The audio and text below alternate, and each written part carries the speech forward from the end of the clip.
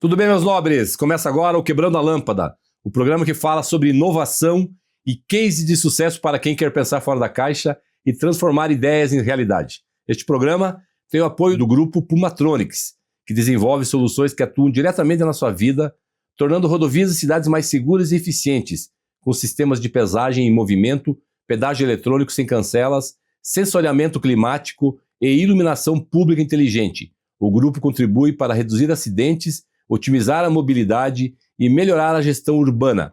É tecnologia aplicada à infraestrutura, gerando mais segurança, eficiência e qualidade de vida para a população. E a Uno Viale Imóveis e Design, por deixar o nosso cenário cada vez mais sofisticado, acolhedor e preparado para receber grandes conversas e entrevistas. E eu sou Gilles Balbinotti e já peço para você nos seguir em nossas redes sociais, no Instagram, acompanhar o nosso canal no YouTube, no Spotify e não perder nenhum conteúdo exclusivo do programa. Por isso, as palavras que definem o episódio de hoje são inovação, transformação digital e inteligência artificial. Hoje estamos recebendo aqui, com muita alegria, o meu amigo de longa data, Rafael Tarso Schroeder, consultor, professor, palestrante e empreendedor. Com mais de 20 anos de experiência em inovação, tecnologia e estratégia, atualmente o Rafael atua como professor da FGV, PUC Paraná e Unisenai, além de desenvolver projetos de inovação e transformação digital na Defensoria Pública do Estado do Paraná. Ele também coordena a área técnica de inovação do Prêmio Abradi, da Fundação Nacional da Qualidade, e colabora com o Sebrae Paraná no fortalecimento da competitividade de pequenas e médias empresas de tecnologia. Ao longo da sua trajetória, tem conectado o setor público à academia e o mercado, transformando ideias em soluções e mostrando como que a tecnologia e a inovação podem gerar impacto real nas organizações e na sociedade. Seja muito bem-vindo, Rafael de Tarso Schroeder. É uma alegria ter você aqui no cenário do Quebrando a Lâmpada. Você que é um líder da inovação, não só no Paraná. Isso eu falo com mais tranquilidade que eu tenho e com toda a segurança. É um líder nacional e internacional em face de tudo que você já fez de entrega para a sociedade brasileira e em especial ao Paraná. Obrigado pela tua presença aqui. Certamente vai ser uma entrevista fantástica para ouvir a sua jornada e você certamente vai inspirar muitos jovens, eu brinco aqui, jovens de 8 a 80, para inovarem e resolverem problemas. Seja bem-vindo ao Quebrando a Lâmpada. Ô, Gilles, obrigado. Primeiro, né, eu falei, cara, eu nem sabia que tinha tanta coisa envolvida, né? A gente às vezes não para pensar, né, no dia a dia. Você também, eu já te conheço assim há alguns anos só, né? Não dá pra gente falar muito, senão o povo vai saber a nossa idade. Mas basicamente eu acho que eu tive a sorte, eu digo assim, a sorte, né, de passar por algumas instituições, alguns lugares em que a gente tem a oportunidade, né, de contribuir um pouquinho. E muitas vezes, pela forma de pensar, né, como você falou, quebrando a lâmpada, tentando discutir algumas coisas, um olhar diferente. Então eu acho que eu sou mais um privilegiado e obrigado, imagina, a gente tá aqui aprendendo ainda nessa jornada, porque inovação não é um tema novo, né? Mas a forma de fazer, como envolver as pessoas que estão no centro desse processo de mudança, de inovação, em qualquer lugar, depende muito da gente às vezes fazer conexões. Eu acho que o que eu gosto mesmo de fazer é isso, né, conectar pessoas, e eu acho que você faz isso muito bem também, inclusive não é à toa que você traz tantas pessoas aqui que fazem a transformação no país, né, então obrigado pelo teu trabalho e por estar conectando, dar esse espaço pra gente que às vezes não aparece muito nos palcos, né, mas que está no dia a dia ali da operação, da inovação nas indústrias e nas empresas. Obrigado mesmo. E são pessoas como você que fazem a inovação acontecer de verdade. Realmente o Quebrando a Lâmpada está à disposição de quem faz o trabalho, de quem quebra a lâmpada e transforma ideias em ações concretas. Você é um desses exemplos. Então será sempre muito bem-vindo aqui nesse espaço que a gente diz que aqui é um showroom de mentes brilhantes e um showroom de soluções inovadoras, empreendedoras e que efetivamente melhoram a vida das pessoas. Que no fundo é isso, nós temos que melhorar a vida das pessoas, de quem está na indústria, no comércio, na gestão pública, quem paga imposto no Brasil. Então, por isso que a inovação, o desenvolvimento tecnológico, o empreendedorismo são não mais que palavras, são conceitos, são perspectivas, são ideias que a gente trabalha muito fortemente no programa. Não, perfeito. Rafael, a gente sempre começa aqui no programa entendendo um pouquinho os pontos de virada e a gente dá um passinho atrás para ver como é que foi a infância do nosso entrevistado, como é que foi lá a infância do Rafael, no seu ambiente familiar, no ambiente escolar, já tinha essa inquietude, já inovava, já resolvia problemas, já construiu o próprio carrinho de rolamento, a pipa, a pandorga, etc. Fala um pouquinho dessa. Eu acho que é interessante você me perguntar, porque eu, na verdade, eu nunca fui um espírito muito empreendedor. O que eu era? Eu fui muito aparecido, eu falo brincando, eu gostava de aparecer. Aquele cara que fazia piada, contava piada pra todo mundo, né? Às vezes até exagerava, perdia um pouco a mão, assim, né? Nas piadas, mas eu fazia muita amizade fácil, assim, eu tinha uma facilidade. E eu gostava de estar em público, falando em público. Então, quando tinha qualquer coisa relacionada no colégio, né, e eu tive depois a oportunidade de estudar no colégio militar, né, então você imagina, estudando no colégio militar, que tinha disciplina, todo aquele processo aqui, quando reabriu o colégio militar de Curitiba, né, foi bem interessante que desde ali daquela época eu gostava de participar já de tudo que envolvia qualquer protagonismo. Então, mais ou menos assim, chefe de turma, né, tá lá, organizar a viagem da turma para não sei aonde. Isso foi praticamente a minha vida, assim. Eu sempre estive envolvido e gostava de estar ali entre as pessoas que lideravam, ao mesmo tempo tinha que assumir algum tipo de risco, mas muito mais nesse sentido de estar com as pessoas e envolver. Eu queria estar mais ou menos no processo ali de construção e conexão. E para mim, acho que como infância, assim, o que eu lembro bem, assim, que eu gostava muito de arte, de relacionar essa parte de arte. Tanto é que eu fui fazer comunicação e design na minha formação base. Muita gente acha que eu sou engenheiro, inclusive, quando eu converso, né? Foi até engraçado, não esqueço uma palestra que eu fiz numa grande indústria aqui uma vez, e daí eu comecei a falar da experiência do cliente, experiência do usuário, inovação. Aí eles falaram assim, você não é engenheiro não, né? Daí eu falei, não sou, graças a Deus. Só tinha engenheiro na sala. Eu falei assim, meu trabalho é justamente mostrar para vocês que além da engenharia, né, que uma profissão que eu admiro, tem um papel fundamental em qualquer negócio ou qualquer empresa, mas a gente precisa ter outros olhares, que acho que é muito da diversidade e da inovação, né? Mas enfim, nessa história toda, como criança, e aí é uma coisa interessante, todos os trabalhos que eu fazia uma capa. Então quando eu fui ter computador lá por 15, 16 anos, já era um privilégio, né? Sim. Isso lá em 97, 98 ali, eu já tive a oportunidade, eu fazia as capas de trabalho naqueles Word Art, sabe? Era tosco, assim, era um negócio simples, mas eu tinha essa necessidade de criar algo estético, uma construção, e para mim a criatividade veio nisso. Tanto é que eu escolhi televisão, né? Eu fui para fazer comunicação por causa da televisão. Né? Até interessante estar aqui, mas assim, eu já participei de produção de comercial, né? Tive essa oportunidade também, mas eu fui entendendo que o meu papel era muito alinhar a mensagem, ou seja, traduzir algumas questões, e por isso que eu fui dar aula também, né, entender um pouco esse contexto, e ao mesmo tempo eu gostava muito dessa parte do visual, da estética, fui estudar design, fui estudar como é que você compõe, né, construção de marca, essas coisas. Então desde pequeno eu gostava muito dessa parte da criação, e tinha uma conexão com a música, né, muito forte. Eu fiz quase 10 anos de piano, e a música é presente. Para vir para cá, eu escutei uma música que eu falo assim, não, tem que chegar com uma energia diferente lá, e eu tenho isso, assim, às vezes eu vou para um ambiente ou para dar aula, eu coloco uma música para poder me inspirar naquele momento e eu ter aquela energia para chegar com um pensamento positivo ou com energia lá em cima para fazer o que precisa fazer. Que bacana isso, esse ritual, né, para te preparar. Eu tinha alguns rituais também quando eu ia dar aula, dei aula por muito tempo. Agora, nesse momento, né, tá meio de lado porque o tempo tá escasso, mas é uma atividade que eu considero muito, muito importante. Todos que fazem um bom trabalho durante o dia, né, modo de dizer, certamente podem ensinar alguma coisa à noite, né? Podem ir numa universidade, dar uma palestra, participar de um workshop, mediar um painel. É algo que você faz, né? Eu faço também, e é muito importante isso, né? Que as pessoas façam isso. Devolvam um pouco isso da inovação, ou muito, devolver para a sociedade, né, Rafael? Fala um pouquinho disso, e você que é pai também, né? Sim. As crianças nascem cientistas, nascem criativas, né? Mas quando tu falou que tu era um artista, certamente eu também falava, Rafael, tá fazendo arte aí, né? Com certeza, sim, né? Mas fala um pouquinho disso. Não, interessante. Eu acho que assim, eu acho que é muito importante, você comentou, né? Primeiro começando com esse aspecto da aula, etc. Mas eu pensava de duas formas. Uma, eu sempre quis ter um plano B e um plano C. Eu nunca acreditei, assim, que eu tinha que ter uma carreira única no modelo. E se você pegar meu histórico aqui, você não vai encontrar muito um eixo, assim. Você vai ver que eu passo ali pela comunicação. Aí eu fui para o terceiro setor, né, e tem uma parte da minha vida que foi muito importante. Eu trabalhei na Aliança Empreendedora, que é uma ONG, por 3 anos, e eu tinha muito essa conexão com o social, né, tanto a gente fala muito, todo mundo fala em propósito, mas eu acho que é muito difícil, às vezes, você materializar na tua profissão o propósito, né. Hoje eu estou na Defensoria Pública, com os projetos lá, muito mais pelo propósito da Defensoria, que eu acho que tem esse apelo. Então, para mim, eu acho que passa por isso. Primeiro, nessa questão do propósito. Segundo, que dar aula, para mim, me obriga a estudar. me obriga a tentar entender como as coisas estão acontecendo, entender cenário. E eu gosto muito de criar modelos, isso foi, eu acho que com o tempo você vai aprendendo, né? Que é muito menos sobre você falar o que você sabe e muito mais sobre você conduzir a turma para que eles possam trazer as suas dúvidas, os seus anseios, entender as realidades e a gente conseguir talvez construir um ambiente seguro para a gente poder questionar a realidade. Porque o grande desafio, assim, no dia a dia a gente é cobrado por resultado. No fim, né, você tenta se preparar, com as tecnologias que mudam todo dia, né? A gente está aqui sentado, em 5 minutos vão lançar uma outra inteligência artificial ou uma nova tecnologia. Muito rápido, né?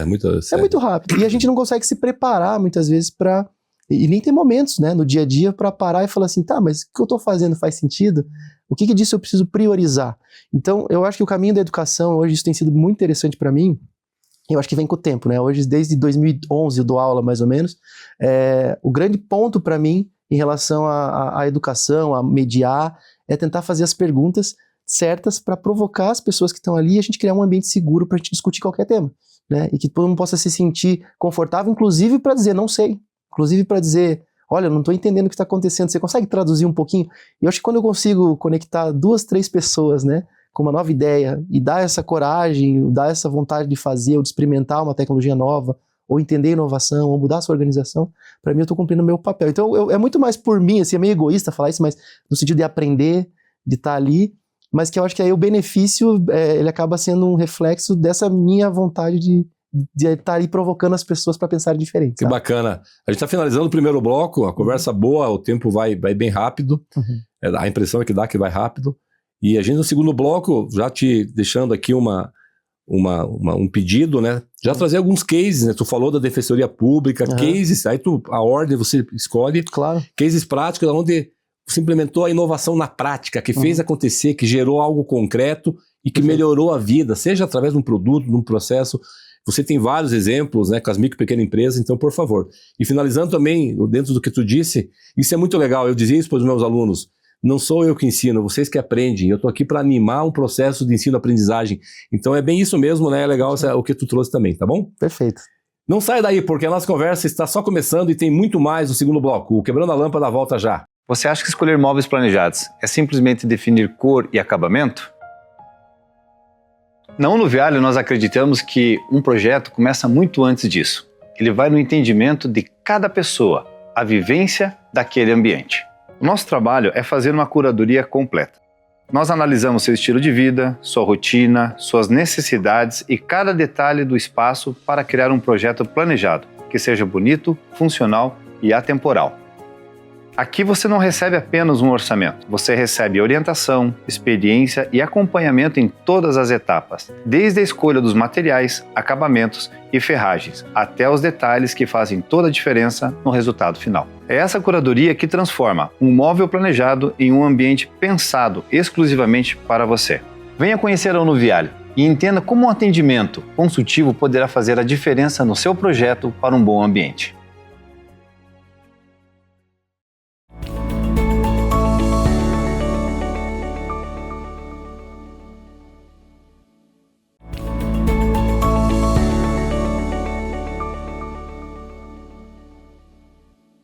Sejam bem-vindos de volta ao Quebrando a Lâmpada. No episódio de hoje, nossa conversa é com esse mente brilhante, uma pessoa que transformou ideias em ações e projetos concretos, Rafael de Tarso Schroeder, consultor em inovação e transformação digital, professor da FGV, PUC Paraná e Unisenai, que atua no desenvolvimento de projetos de inovação, inteligência artificial e competitividade para empresas e instituições públicas.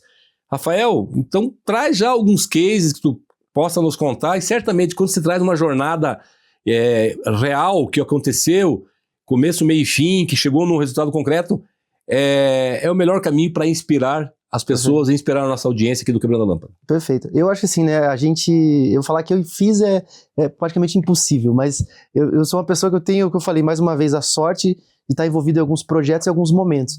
E alguns momentos que são marcantes para mim em relação às ações com as empresas, eu acho que a minha escola, eu não tenho como falar, foi o Senai, né? Eu tive muitos anos, quase 8 anos no Senai. O Senai foi a minha escola de inovação. Então, desde criar o primeiro programa de inovação da Volvo do Brasil, lá em 2011, Então, ajudar a construir o programa, definir os objetivos, ajudar a selecionar as primeiras ideias desse programa, né, da Volvo, e lá no final ajudar a selecionar as melhores ideias. Então, eu tive um papel junto com outros colegas do Senai também, e com a própria equipe da Volvo, e construir um programa de inovação. Fantástico. E isso foi interessante que, assim, a gente teve resultados interessantes em termos de oportunidades, em termos de fazer com que as pessoas pudessem demonstrar suas ideias, o tal do intraempreendedorismo, né? Que é o empreendedorismo dentro das empresas. E esse foi um caminho que me levou também, no caso, a Renault, até onde a gente se conheceu. E a Renault, fiquei 3 anos pilotando o programa de inovação da TI.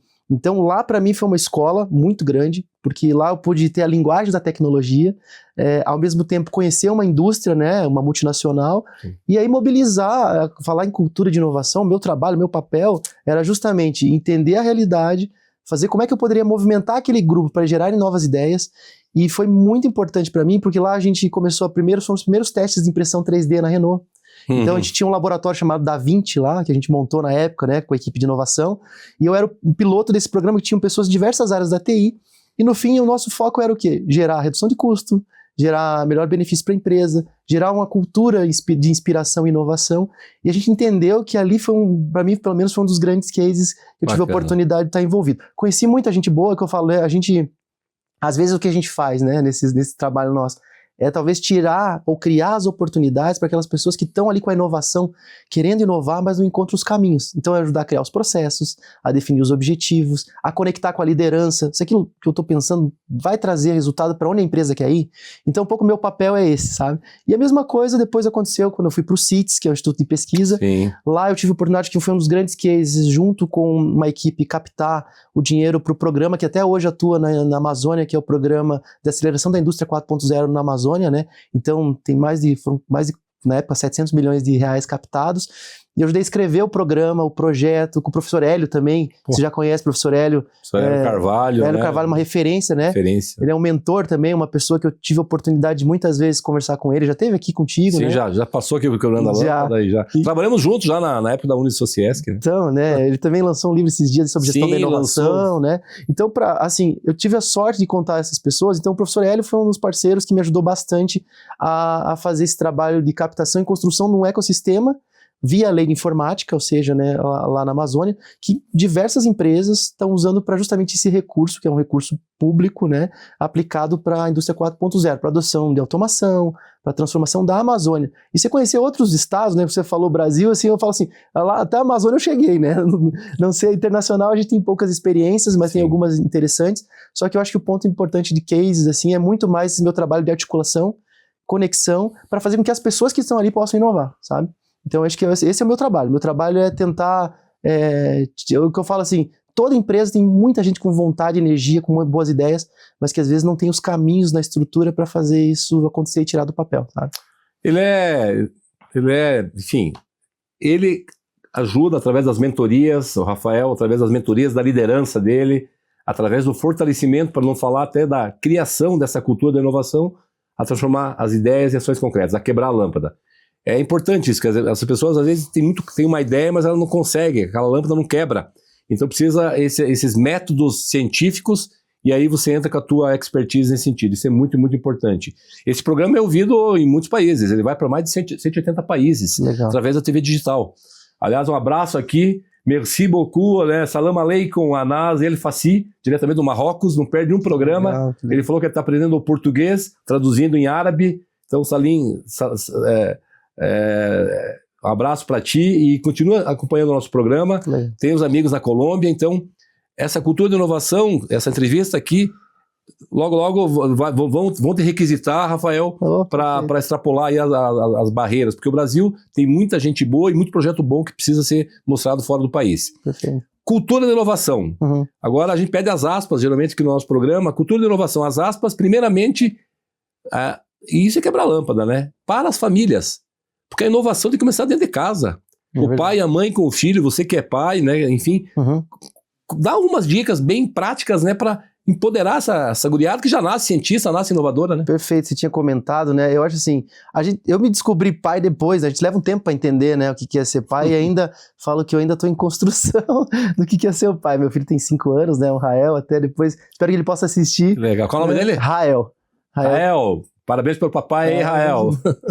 E assim, eu acho que a gente tem um papel, né, no começo, principalmente, eu nunca mais esqueço, eu tive a oportunidade de participar de um programa de jovens, já conecto tudo isso, né, de jovens lideranças, muitos anos atrás já, e a gente fez toda uma imersão em São Paulo. E a gente conversou com um cientista da USP lá, que era um professor, e ele falou assim, olha, você tem o hardware e tem o software, né, vamos conectar com a tecnologia. Quando você é criança, as tuas sinapses, todas as conexões que você faz, os estímulos que você tem em relação à criatividade, à música, à cultura, as diferentes, você expõe seu filho a diferentes, né, ideias, então você fazer teu filho levar em feira para conhecer coisas diferentes, seja do agro, seja relacionado à indústria, seja, né, a gente que trabalha com inovação, às vezes levar ele para uma sala de aula, ou enfim, quando você faz esse trabalho, o teu hardware ali é bem estruturado, né? E depois você vai trabalhar o teu software, né? Que são as ideias que você alimenta, o que você lê, o que você consome. Enquanto a gente é pai, eu acho que a gente tem um desafio que é muitas vezes, e eu acho que é um desafio, né? Muitas vezes é desenvolver, a gente estava falando um pouco disso sobre autonomia e ao mesmo tempo autoconfiança hoje no mundo que a gente vive de hiperexposição do digital, para você dizer não, para você fazer escolhas, né, para você entender o que é princípio. E isso leva tempo para a gente construir, né? E para mim, eu acho que quando a gente olha para a inovação, para a criatividade, eu lembro assim que eu fui muito estimulado com a música, né? Então por isso que eu fui para a música, fui fazer piano, com o esporte, que eu acho que te traz outras perspectivas. E para mim, eu acho que assim, com meu filho, né, hoje ainda tentando entender qual que é o melhor caminho, a gente discute qual escola colocar, qual filosofia que eu quero colocar meu filho, aí depois a gente começa a tentar entender qual que é o nosso papel no tempo que a gente tem com ele, que às vezes é curto, né, nos finais de semana, em casa, para criar esse estímulo. Então a gente tenta ler o máximo possível para ele ou com ele, né, ele está sendo alfabetizado, então está numa fase bem interessante, mas eu acho que qualquer pai hoje, o principal é exponha seu filho a diferentes experiências e perspectivas, e porque ao longo da carreira e da vida dele ele vai ter que fazer escolhas, né? E também eu acho que muito desenvolver a autonomia, eu acho que esse é um ponto, não é simples, né? Até comentei contigo, né, que eu escrevi lá um artigo sobre isso, né?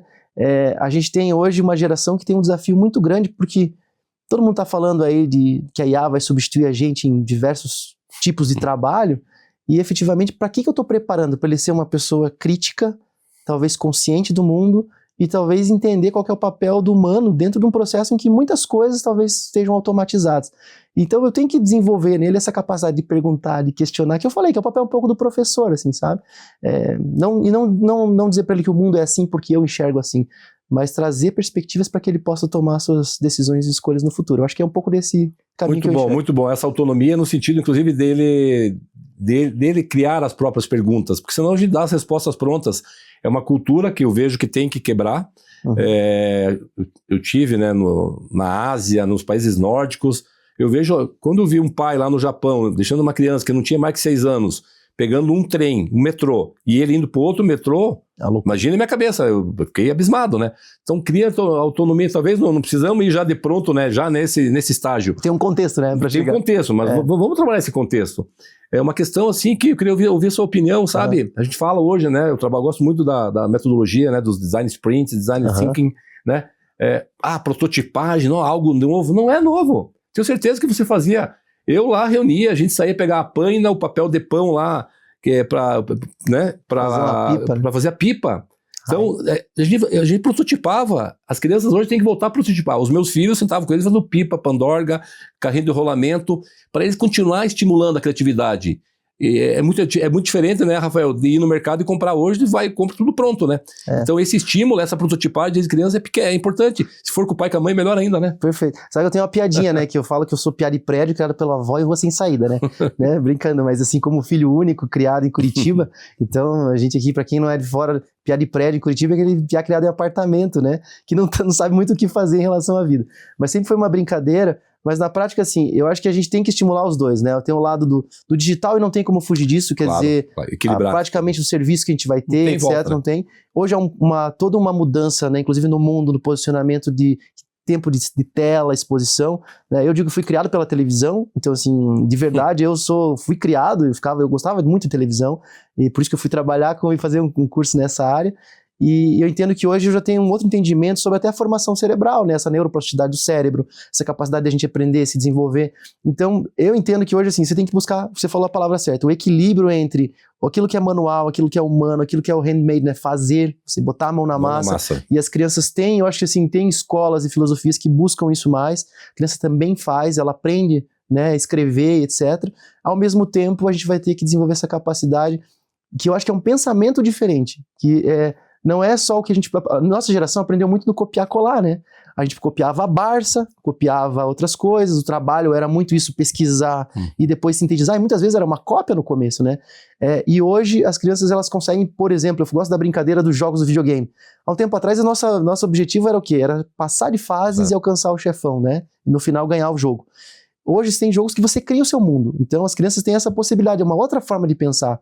Se eu posso imaginar o mundo que eu quero, né? No mundo virtual, é diferente a relação. Então essa construção dessa inteligência é bem interessante, tem alguns estímulos importantes também, até no tipo do jogo que você escolhe para o teu filho jogar, né? E você tá junto, construir com ele, mostrar caminhos, fazer questões, eu acho que boa parte da educação passa por esse processo também. Fantástico, né? Não é a tecnologia que cria o futuro, né? São as pessoas. Exato. Então é isso que é legal, né? Esse estímulo, né? Já desde a infância, desde criança, é essencial. Acabando mais um bloco aqui, o terceiro bloco, a gente quer ouvir mais.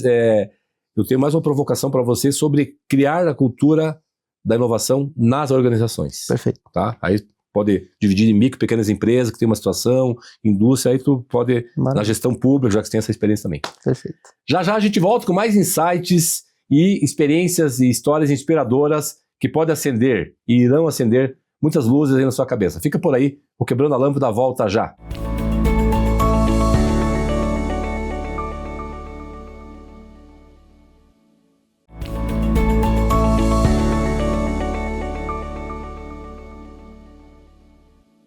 Voltamos ao Quebrando a Lâmpada. Hoje estamos conversando com o Rafael de Tarso Schroeder, meu amigo ariano que nem eu, nasceu no dia 19 de abril, dia do índio. Legal isso, né? A gente conversando, né, nos bastidores, né? Ariano, eu, você, Roberto Carlos. Exatamente. Enfim, que bacana, que legal isso. E conversava também, a gente pode on pourrait parler en français, donc, hein? O que pensa? Não, eu não falo francês. Ele tem descendência francesa, a gente estava conversando aqui, mas é interessante isso, né? A formação, né, do Brasil é muito interessante. Eu vejo que é o país que isso tem a ver também, né, com a forma que a gente pensa, a forma que a gente desenvolve, né, o trabalho, da gente que a gente tem a ver, porque o Sul, principalmente, mas de uma certa forma o Brasil todo tem uma cultura muito forte europeia aqui, francesa, italiana, alemã, holandesa, japonesa. Que bacana. E você tem, né? A família mistura, toda né? tem essa... É uma mistura, né? Eu tava comentando contigo que desde francês, né? Apesar, desculpa meu francês, que eu parei no Je suis riche. Foi o que eu aprendi no Duolingo. Mas assim, fiz alemão também e enfim, acabei não desenvolvendo muito, mas a gente é uma mistura, né? E eu tava comentando a questão desse DNA brasileiro, que até a formação do povo brasileiro, que é um livro muito legal, né? Darcy Ribeiro fala muito disso, como é que a gente foi construído. E a gente consegue entender muita coisa da forma como a gente enxerga a política, da forma como a gente encara a dificuldade de planejamento, Sim. muitas vezes que o brasileiro tem, de lidar com as mudanças constantes da economia, e ele ter que lidar com esse negócio. A gente meio que tem que, né, a questão da inovação não é inovação por oportunidade, muitas vezes ela é uma inovação por necessidade, né? O Sim. povo brasileiro é nesse sentido. E é interessante isso, porque eu participei de uma pesquisa da pesquisa GEM, né, que é uma pesquisa muito famosa em empreendedorismo, e eu participei de uma etapa de entrevistas que eles fizeram comigo numa época, já faz alguns anos, justamente sobre essa questão, assim, qual que é a característica do empreendedor brasileiro, né? E você olha que a gente tem momentos, conforme a economia tá, que empreender por necessidade ela é maior e às vezes por oportunidade ela é maior. A gente tem esses ciclos, né? Então o brasileiro, assim, você perguntar para a maioria das pessoas tem mais uma fonte de renda, no sentido assim, não é só aquele trabalho, aquelas que podem, tem aquele dinheirinho, faça um bico aqui, né? Faça um aplicativo aqui para ganhar um dinheiro a mais. O brasileiro tem essa característica de, olha, não sei, eu tenho um sonho, versatilidade, tenho né? um objetivo, eu vou construir isso, né? E assim, vai fazendo. E o brasileiro é muito de adotar, né? A gente é um dos principais povos que adota a inovação, a tecnologia, justamente por essa nossa forma de ser e ter que, cara, o que eu tenho de recursos aqui, né, disponíveis para eu poder resolver o meu problema. Então é um pouco bem bacana. Eu ia comentar depois, mas como tu trouxe agora, Rafael, as características empreendedoras. Sim. Né? Aproveitando que você comentou esse ponto. Já para você, quais são as principais? Tem lá o estudo das Nações Unidas, tal, que eu acho fantástico, né? Uhum. Que daí, mas assim, tem o estudo das Nações Unidas, depois no Brasil aí foi criado o Empretec, né? Eu fiz o Empretec, acho fantástico. Também fiz. Recomendo ele. Uhum. Pessoas fantásticas, tiveram lá o Celso, toda aquela turma lá que... Mas pro Rafael, assim, quais são as essenciais? Eu até, das top 3, até sei qual que você vai falar, uma delas, né? Você já falou aqui hoje. Mas assim, é importante, né? Para quem está empreendendo, quem pensa em empreender, fala um pouquinho dessas atitudes / características empreendedoras. Perfeito. Eu acho que assim, primeiro essa capacidade, eu acho que de enxergar, né, oportunidade onde tem dor, né? Eu acho que identificar dentro do contexto que você está, né, quais são as dores que podem, e a gente está vivendo num mundo hoje muito mais fácil você ter ferramentas para você experimentar e etc. Eu acho que vale muito a pena, primeiro, assim, uma característica importante eu sou capaz de entender cenários e comportamentos. A gente fala muito de comportamento, né? Eu acho que é uma ponta importante. A gente acabou de fazer um estudo sobre tendências com o Sebrae, lá acabei apoiando também, na área de tecnologia. Foi lançado ontem até, também recente, e a gente discute muito essa questão do comportamento, né? Do comportamento de consumo. Para onde a gente está indo? Como que as pessoas estão se comportando? Acho que ter essa leitura é interessante. Legal. Segundo ponto, eu acho que a comunicação é essencial. Comunicação aqui, para você vender a sua ideia, para você testar a sua ideia, para você movimentar time. Porque, assim, eu tenho um sonho, mas esse meu sonho, eu consigo movimentar as pessoas, né, a minha avó... chegando lá na ponta, chegando no potencial cliente. Perfeito. Quando você idealizou esse programa, quantas pessoas você tem que envolver, equipe, né, patrocinadores, etc. Então, assim, eu consigo ter capacidade de comunicação para movimentar as pessoas para aquele objetivo, e para mim é uma característica que eu acho que ela é essencial. E eu acho que um terceiro ponto, assim, aí é uma questão de visão mesmo. Eu acho que você tem que ter um pouco de propósito conectado com onde você está. No seguinte sentido, me move muito os empresários, empreendedores e pessoas, e por isso que eu atuo com o Sebrae, né, ou mesmo na questão do setor público, que eu acho que faz diferença, aqueles que entendem o contexto onde estão e vê que a gente tem que ter uma parcela de contribuição, e você mesmo falou disso, com o teu país, ou com a tua cidade, com o teu bairro, e a gente não precisa ir longe. Às vezes, assim, né, tua comunidade onde você está, o fato de você gastar teu dinheiro na panificadora da tua casa, da tua região, você está contribuindo com a tua região. Acho que ter esse olhar, né, de propósito conectado com o ambiente faz muita diferença. A inovação, você sabe disso, né? A inovação, ela depende muito dessa construção desse ambiente que a gente está. As universidades, né, as pessoas que estão envolvidas, ter o empresário, o empreendedor ou a empreendedora aqui, né? E eu acho que essa articulação é fundamental. Trazer todos para o jogo, né? Todas as hélices, não importa a quantidade de hélices, mas todos para o jogo, cada um com o seu olhar. Isso eu acho fantástico. Né? O que o Rafael traz aqui, antes que eu não posso esquecer disso, Lucas e Adri, vocês que querem empreender, olha, importante, plano de negócios, leia lá O Segredo de Luiza, né, assista as palestras e leia os livros do Rafael, lá do Alan Costa. Tem que fazer o desenho, quem é o teu fornecedor, quem é o teu cliente, estude o ambiente, aonde que vai implementar teu empreendimento, isso é super, super importante. Então esse é um alerta importante que tu traz, Rafael, que é essencial, realmente, né, empreender no Brasil é muito difícil, mas tem que ter o planejamento, esse planejamento é fundamental. Perfeito. E assim, hoje com a inteligência artificial, né, com as generativas, por exemplo, você tem uma série de modelos que você pode ir conversando com ela ali, discutindo o teu plano de negócio e trazendo informações. Se você souber trouxer os bons inputs, as boas referências para dentro como conteúdo, né, dados de mercado, entre outras coisas, você consegue fazer isso. Esses dias eu desenhei, eu estou fazendo um mestrado na FGV lá do Rio, né, e a gente tem discutido muito posicionamento de marca, assim, análise de negócio, né? Onde que eu implemento um negócio, por exemplo, quero fazer uma expansão de uma academia Rio de Janeiro e São Paulo, e com dados reais, olhar para esses dados e começar a construir isso. E a IA te ajuda muito hoje a ter análises, a você construir algumas coisas que antigamente era muito difícil, estava muito restritiva para quem tinha acesso a determinados profissionais. Então hoje tem um caminho, para estar muito mais fácil você, inclusive, né? Não digo que você pode usar a única referência, mas se você trouxer bons conteúdos e boas referências, a IA te ajuda a construir, inclusive, o teu pensamento e teu modelo crítico em relação à expansão de qualquer negócio ou à criação de um negócio novo, né? Legal, bacana.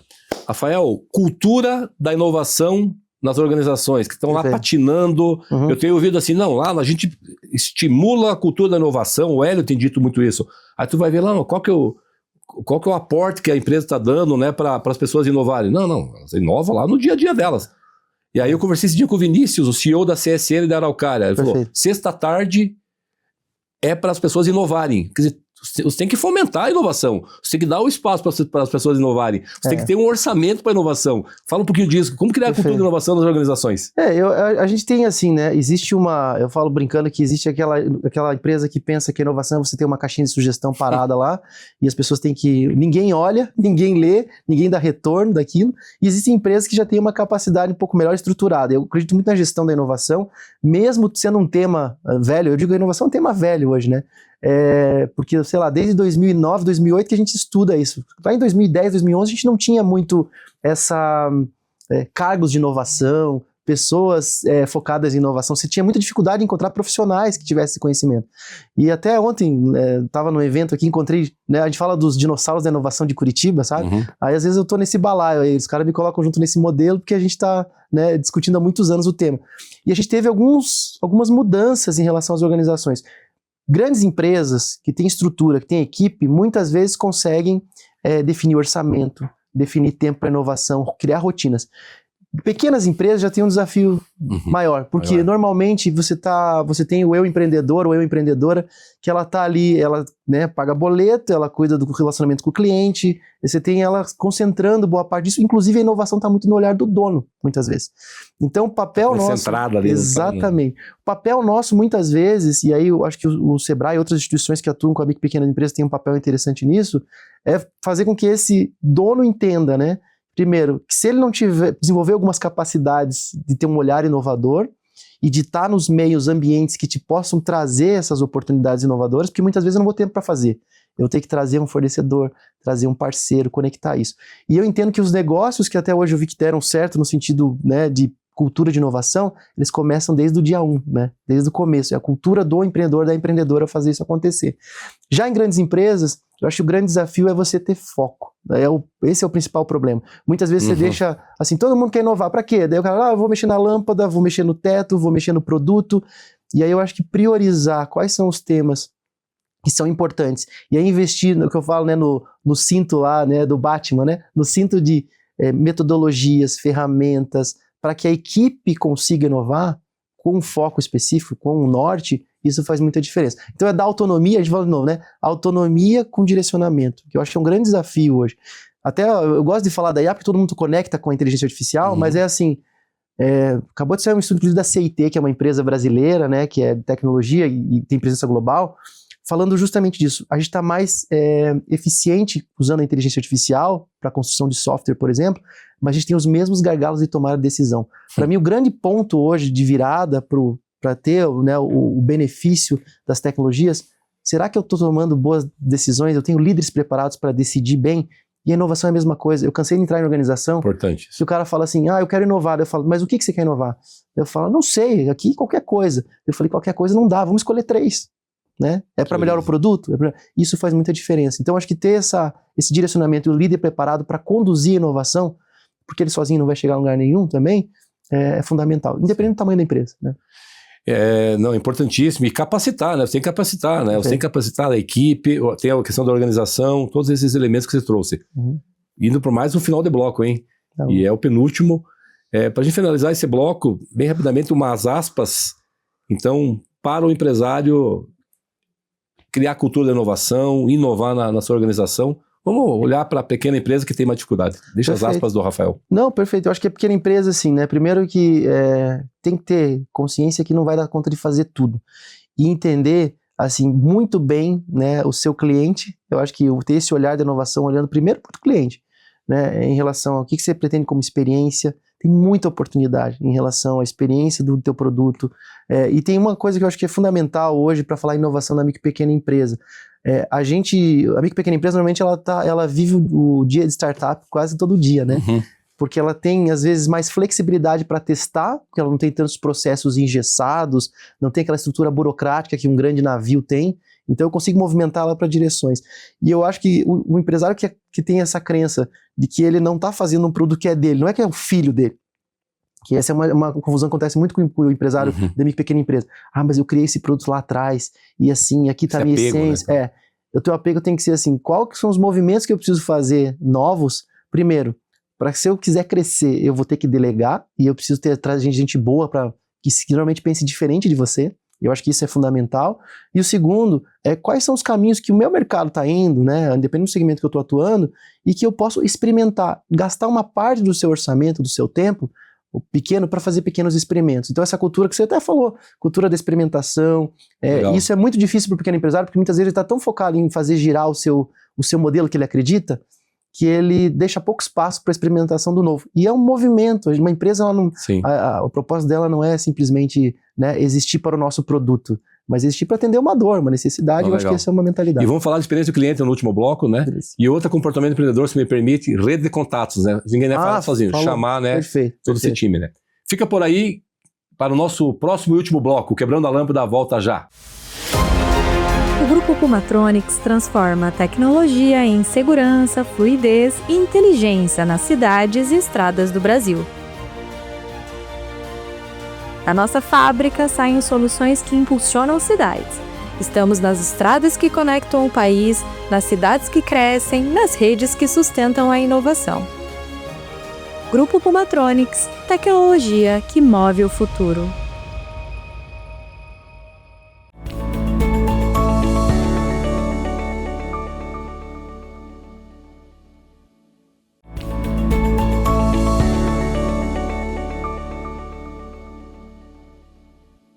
Estamos de volta ao último bloco do Quebrando a Lâmpada. Agora vamos falar sobre futuro, mas antes disso, queria saber desse case, né, dessa experiência bacana, e eu fico feliz que alguns órgãos públicos, né, no Paraná, a gente conhece mais, mas também a gente sabe de outros estados, estão tendo lá já quase que um departamento, um setor, uma diretoria de inovação. E você hoje fazendo um belo trabalho na Defensoria Pública.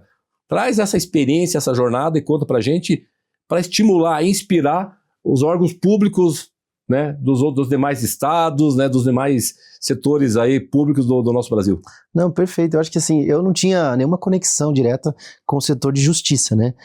Então, acho que foi um dos poucos setores que eu não conhecia ainda em relação ao processo de inovação. E aí, recebi o convite ali do nosso defensor público geral, que é o Dr. Matheus, né, Munhoz, para compor com ele ali o gabinete nesse olhar da transformação digital no primeiro momento, muito mais nesse sentido, de como apoiá-lo, né, nas estruturas e estratégias de transformação digital. Existe uma diretoria hoje que também tem um defensor público, o Dr. Nicolas, que é de tecnologia, e tem uma diretoria de inovação, que até o Fábio Guerra que toca hoje, né, que também é um profissional do mercado, conhecido também. Então a gente tem um time ali que trabalha em conjunto, olhando para principalmente como que a gente torna a justiça mais acessível, e aí vem um ponto, eu acho que de virada importante, né, muitas dessas instituições, a Defensoria é um caso, a Defensoria fez 15 anos esse ano. A Defensoria Pública do Paraná é uma das mais novas dentro do contexto nacional. Né, Rio de Janeiro, 1900 e bolinha lá, tem muitos anos, mas o Paraná é muito recente, então tem muita coisa por fazer, muitas estruturas. Então um pouco do trabalho ali envolve cultura, que a gente acaba falando sobre cultura, de inovação, então tem um laboratório, a gente tenta apoiar o laboratório hoje nessa estruturação das estratégias de inovação, de prioridades, objetivos, como formar agentes de inovação no setor público, e é um movimento muito interessante porque tem um propósito muito grande, né? Então para mim, assim, a experiência ali na Defensoria tem sido muito de conexão. E aí, né, aquela coisa do nacional, de participar, eu participo da Coordenadoria Nacional de Tecnologia das Defensorias Públicas, e a gente faz uma pesquisa de hoje de maturidade, eu coordeno junto essa pesquisa com o Gartner, a gente faz uma pesquisa nacional da maturidade de todas as defensorias. Então, em termos de investimento, em termos de adoção de IA, de inteligência artificial, em termos de cultura e processos, infraestrutura, eu estou tendo a sorte também de conectar com todas as defensorias do Brasil, né? Tem realidades muito diferentes, orçamentos de 1,5 bilhão de reais, sei lá, São Paulo, Rio de Janeiro, e realidades de 80 milhões de reais. Tentando fazer o quê? Acesso à justiça. E aí vem algo que é muito interessante. O movimento, todo mundo sabe que a justiça ela teve uma hiperdigitalização, né? A Justiça 4.0, esse é um movimento lá de 2009, 2010, veio vindo mais forte. Mas a inovação tem uma legislação, porque esse é um ponto que eu aprendi no setor público. Primeiro se pensa a regra, né? E depois você tenta fazer a diferença. Qual que é o problema para mim? Eu cheguei nos lugares, e a defensoria não é diferente, que eu imagino assim, tá, mas primeiro, se eu quero experimentar uma coisa nova, né? Eu não vou fazer a lei para experimentar a coisa nova. Eu experimento, vejo se o modelo para em pé, e depois eu faço a legislação. Aí tu escreve. Exatamente, mas não é uma cultura. Não é. A cultura é completamente diferente. Então, ao mesmo tempo, você tem assim, N instituições como o ENAP, por exemplo, escola, né, de governo, o Paraná tem escola de governo, entre outros, que faz um trabalho interessante de tentar mudar um pouco essa cultura. Mas isso é uma construção. Então, o tempo das coisas são diferentes E eu que sempre fui super ansioso nessas empresas, chegava e falava assim, não, vamos montar amanhã um programa de inovação, etc. Você vai entendendo que você precisa construir alianças. E aí é assim, identificar pessoas, mapear essas pessoas, construir processos, experimentar, e você vai vendo que os resultados vão acontecendo. Um trabalho que é super legal, que está sendo feito pelo Laboratório de Inovação junto com o TJ Paraná, isso é o trabalho de várias pessoas, né? A gente começou a olhar melhor a mensagem que a gente envia para o assistido, chama-se assistido, normalmente quem pega o serviço, o cidadão que usa o serviço da defensoria. E aí melhorar aquela imagem, a forma como ela é escrita, para ter uma linguagem acessível, uma linguagem simples. Então, o pessoal do TJ Paraná tem especialistas, né, em linguagem acessível, que estão analisando o trabalho do Paraná, da defensoria, a forma como se comunica para ter uma experiência em que as pessoas possam de fato ter acesso aos serviços de justiça. Então tem uma cultura que está se movimentando de inovação muito nesse sentido de tornar a justiça, né, mais acessível de fato, porque a linguagem ela sempre foi muito mais pensada para quem? Para o judiciário, para os membros da justiça, né, para os servidores e muito menos para o cidadão. Então isso está começando a se mudar e eu acho que é uma estrutura que está evoluindo bastante. Que bom que foi dado o primeiro passo, isso que é importante, esse movimento, né? E todo mundo, todas as instituições, todas as chamadas L's estar na mesma página, isso é essencial, fundamental. Leve, a defensoria é ligada ao Tribunal de Justiça ou não? Na verdade, assim, a defensoria, ela, na Constituição, ela é um órgão independente. Ela é como se fosse um Ministério Público. Então, assim, até o orçamento é separado, etc., é diferente. Ela tem uma certa independência. Sim. E, em teoria, a Defensoria Pública é um órgão só. Ela devia ser único no Brasil inteiro igual. Mas, na prática, né, cada estado tem as defensorias estaduais, a defensoria da União, que tem papéis diferentes. O papel principal hoje, que eu digo para a maioria das pessoas, né, às vezes algumas pessoas focam muito na questão do criminal, né? Mas o principal papel da Defensoria Pública hoje é muito família.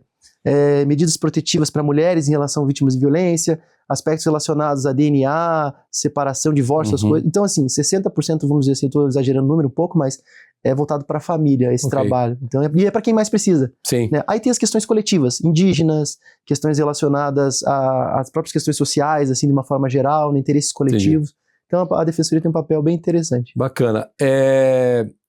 Você citou o Gardner, né?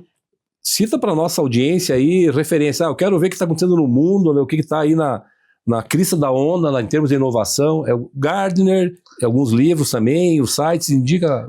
Na verdade, assim, eu hoje, né, eu tento fazer algumas conexões, tem alguns canais, especificamente nesses de grande circulação que a gente acaba lendo, mesmo assim, eu vou citar aqui, por exemplo, a própria Exame, e são revistas, né, Folha de São Paulo, que tem canais específicos de inovação e tecnologia e que eu acabo acompanhando. E tem algumas pessoas que eu sigo normalmente do ecossistema, e eu te digo assim... Referências, né? Referências, e é aquilo, né? Hoje o algoritmo faz a seleção pela gente. Sim, sim. Muitas vezes eu recebo conteúdos de diversas instituições. A própria Fundação Getúlio Vargas, eu tenho uma parte de estudo e pesquisa muito interessante quando fala em inovação, então eu acompanho eles lá. Tem algumas instituições, né, internacionais, escolas de negócio, que eu tento acompanhar alguns especialistas. Então eu sigo mais pessoas do que Além do Hélio Carvalho, claro. Além do Hélio Carvalho. O Hélio é referente. O Hélio eu ligo para ele para perguntar. Né? Fica melhor ainda, mais próximo ainda. Eu pergunto para o professor Hélio. Inclusive, né, a gente tem que ressaltar aqui, né, a Universidade Federal do Paraná, a Universidade Tecnológica Federal do Paraná, com um timaço aí de pessoas que atuam diretamente, né, nessas temáticas. E eu vou dar uma dica, tá? Assim, uma coisa que eu sempre fiz, e é real isso, assim. Eu, como professor, eu tenho a oportunidade de ter a desculpa para convidar as pessoas para falar na minha aula lá. Então, vou dar um exemplo. Esses dias eu queria conversar com uma pessoa da Salesforce da França. Daí eu falei, tem um amigo meu, né, que tá lá, ele tá tocando IA na França lá. Você conhece agora fugiu o nome, eu ia falar o apelido dele, mas é melhor não. Mas é o Felipe, Sim. O Felipe ele trabalhou na Renault, depois ele foi, né, ele tá na Salesforce. E eu falei, Felipe, você, cara, consegue falar um pouquinho para mim aqui sobre como que a Salesforce tá trabalhando a inovação com IA? Ele foi lá e falou ao vivo, tal, da aula. Aí tem pessoas que eu quero conhecer de indústrias, eu sigo no LinkedIn, né? Sim. Chamo para falar na aula e faço conexão e começo a fazer esse tipo de coisa que me dá uma rede interessante. Então, acho que assim, se você tem algumas pessoas, alguns temas ou empresas que você admira em termos de inovação e tecnologia, fale com a pessoa. Muitas vezes as pessoas são abertas, você pergunta a sua dúvida. Eu acho que a gente vive num mundo hoje muito mais horizontal nesse sentido. Eu acho super importante isso, até o meu comentário foi nesse sentido, que eu vejo como muito poderoso, né? Networking, rede de contatos, dê o nome que quiser, né? Você... Isso para mim é uma das características empreendedoras mais poderosas que tem. Você acabou de dar um exemplo, que tu vai conectando, né, através das pessoas. Esse programa é um exemplo. Muitas pessoas passaram aqui através desses contatos. Nem todos eu conhecia diretamente ou pessoalmente. Então esse é muito bacana. Fala rapidamente, porque tem outros assuntos ainda, dos teus livros, o que você fez, participou, alguns que você já falou aqui, mas também já estiveram aqui no Quebrando a Lâmpada, mas comenta alguns. Tem o da inovação, tem o Drones e Dinossauros. Exatamente. Na verdade, assim, eu tenho algumas publicações que eu participei, né? Principalmente quando eu estava na Federação das Indústrias lá, muitos livros relacionados à indústria 4.0. Então, normalmente como especialista que auxilia uma parte desse conteúdo, né? E tem o Drones e Dinossauros, que foi um livro interessante, porque ali é um conjunto de pessoas aqui, né, que se reúnem, do The Masters ali, o Alexandre Conte, esse povo aí que é um povo que, assim, eles... Passou por aqui também. Movimento, né, eles gostam de movimentar, então eu acho super interessante, foi uma oportunidade de estar junto com eles, né, o Alexandre a gente fez, eu não terminei o mestrado na Federal, mas a gente fez junto o mestrado lá, eu conheci ele lá, e no fim das contas foi bem interessante que, assim, ali eu tive a oportunidade de escrever sobre essa era da singularidade e a educação. Então, né, a singularidade, esse conceito de que um dia a IA vai superar, uma linha geral, não é um pouco mais complexo isso, mas em linhas gerais, a inteligência artificial superando, né, o ser humano, que é uma discussão se isso vai acontecer em 5, 10, 30, 40, 50 anos. E aí a minha provocação é que diferentes gerações lidam de forma diferente com essas novidades, né? Então eu tenho... um romance eu escrevi ali num capítulo, e aí dei algumas sugestões também de práticas, mas assim... a dificuldade que você tem quando você é jovem e entrar nesse mercado de trabalho, né, de hipertecnologia, se você é uma pessoa que está nesse mercado de trabalho, e se você é um idoso que às vezes você está lá tentando sobreviver, fazer os serviços básicos, né, acessar o GovBR, né, a gente fala brincando, mas é um baita desafio muitas vezes, para você, o que é real hoje, o que não é real, né, o que é golpe, então como é que eu construo algumas habilidades para isso? E aí tem uma formação que inclusive é bem interessante, um programa da Tailândia, que começou na Tailândia e tem em outros países, que é como é que eu formo os jovens para desenvolver autonomia, empreendedorismo digital, questões relacionadas ao cyberbullying digital, como construir capacidades de se defender. E aí tem alguns princípios bem interessantes ali que eu coloco no livro, que são modelos para estimular um novo tipo de educação para um novo tipo de contexto. Fantástico. Né? Estive em Chonburi, né? Isso que eu comprei lá, isso anda sempre comigo como um amuleto, mas para pensar longe, voar aí alto, né? Mas com os pés no chão, ancorado no chão. Muito legal. A gente tem que pensar grande. Muito legal. A Tailândia, achei fantástica a forma que eles trabalham esse tema de empreendedorismo, e muito legal. O tempo está urgindo. Perfeito. A IH tem que dominar e comandar a IA, né? Ou seja, a inteligência humana tem que estar no comando. Perfeito. Eu ia perguntar vou perguntar pro Gil Giardelli, né? Ele não confirmou ainda a entrevista dele, legal. Mas vou perguntar para ti. Quer dizer que a gente vai ter um dia, em ano de eleição, a gente vai ter um presidente, deputados humanoides, então? É isso?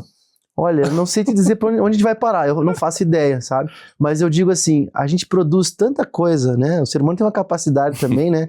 A gente tá falando agora em 6-7, formar aura, que eu nem entendo direito o que é isso, né? Alguém que depois o pessoal que não entender pesquisa, mas, enfim, a gente tem capacidade de criar, né? E de imaginar o impossível, né? E fazer também, muitas vezes. Eu acredito o seguinte, tá? Eu acredito que a gente vai ter cada vez mais profissionais IA, com inteligência artificial. Então, se você vai ser um deputado, um vereador ou um presidente, muitas vezes você vai ter ali o teu assessor inteligência artificial te ajudando a tomar decisões, muitas vezes discutindo projetos.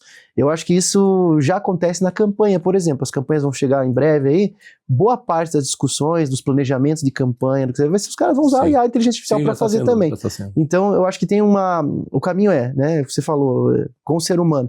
Para mim, o ponto principal dentro daquilo que eu quero fazer, o objetivo que eu tenho, com as necessidades que eu tenho no meu contexto, o que essa ferramenta pode contribuir para a minha vida. Legal. E o quanto a gente não vai, né, assim, criar uma hiperdependência desse processo, porque eu já percebo, né, alguns movimentos, converso com amigos também, que assim, cara, se acabar a internet amanhã, eu não sei o que eu vou fazer no meu trabalho, da minha vida, né? Se acabar, entre aspas, assim, eu tiver algum problema relacionado a isso, porque boa parte hoje daquilo que eu discuto em termos de conteúdo, conhecimento, até para desempenhar uma função, muitas vezes a IA é meu suporte. Eu sou um maluco que, esse dia eu estava conversando, que eu tomo banho às vezes conversando com a inteligência artificial, conversando, e eu gosto de conversar. Falo assim, cara, eu tenho que falar sobre esse assunto. Quais são os tópicos que estão bombando nesse sentido? Aí atrás eu converso, discuto, provoco. E aí não é muito normal isso, né? Eu não fazia isso. Tá chegando essa época já. E a gente acaba gastando boa parte da nossa energia hoje, talvez, mas aí é uma forma de você explorar a tecnologia, né? Como que você aproveita ela para você se desenvolver também. Legal. Rafael, estamos acabando o programa. Rapidamente, se puder passar os seus... Como as pessoas te seguem, LinkedIn, Insta, por favor. É Rafael de Tarso, você vai achar, né? Tem um Rafa Tarso, não sou eu, mas tem um Rafael de Tarso. De Tarso. É mais fácil aí, LinkedIn ou Instagram, né? Que são as redes sociais que eu acabo utilizando mais. E assim, né? Acho que é muito importante que eu falo, não tenha vergonha de me falar, perguntar, se quiser entender um pouco mais, se eu puder contribuir de alguma forma. Pode encher tua caixa lá, Pode, teu direct lá. Eu né, não tenho tempo, mas tenho vontade. Então a gente responde aos poucos, mas responde. Muito obrigado, viu? Obrigado pela tua presença mesmo. aqui no Quebrando a Lâmpada, tá convidado a retornar. Agradeço. E certamente inspirou muita gente aí, abriu a mente, vai ajudar. Começou a trincar a lâmpada já do pessoal. Logo eles vão quebrar a lâmpada e transformar as ideias em ações concretas. Muito, muito obrigado. Obrigado. E assim, é importante, a gente não vai ser comandado pelos humanoides não, mas tem que voltar ao banco da escola, tem que ler livro, nós temos que mudar esse mindset, a gente não pode ficar preso, né, no celular. A gente tem que interagir com as pessoas, isso é super, super importante. E esse programa hoje foi abençoado pelo Frei Policarpo, que logo, logo vai ser santo. Esse Frei que eu assisti muitas missas lá em Pato Branco, deixei junto da gente aqui, Frei Policarpo, abençoando o nosso programa. Muito obrigado. Imagina, e a gente assim encerra mais um episódio do Quebrando a Lâmpada. Um programa inspirador hoje, ao nosso convidado, né, Rafael de Tarso, muito obrigado novamente. E a gente certamente inspirou nós mesmos, né? E muito jovem, né? E muito empreendedor. Obrigado. E você continue pensando, né, no Quebrando a Lâmpada, inspirando as pessoas, se inscrevendo no canal do YouTube e o principal, tá? Sendo feliz. Muito, muito obrigado. Tchau.